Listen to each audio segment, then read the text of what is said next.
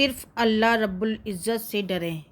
زندگی میں کچھ حادثات اور واقعات ایسے ہوتے ہیں کہ انسان اللہ کی مخلوق کے ڈر سے نکل کر صرف ایک خالق اللہ سے ڈرنا شروع کر دیتا ہے، اور کچھ لوگوں کے ساتھ اس کے بالکل برعکس ہوتا ہے کہ ان کے دل سے خالق کا خوف نکل جاتا ہے اور پھر ان کے دل میں دوسری ہر شے کا خوف بیٹھ جاتا ہے۔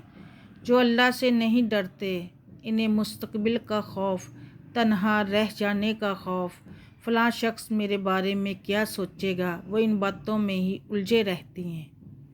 جو لوگ صرف اللہ سے ڈرتے ہیں وہ جانتے ہیں کہ وہ میرے ہر کام دیکھ رہا ہے، وہ میری نیت جانتا ہے، وہ مجھے تنہا نہیں چھوڑے گا، اور پھر ایسا شخص ہر اس کام سے بھی بچتا جو اس کے خالق کی ناراضگی کا سبب بنے۔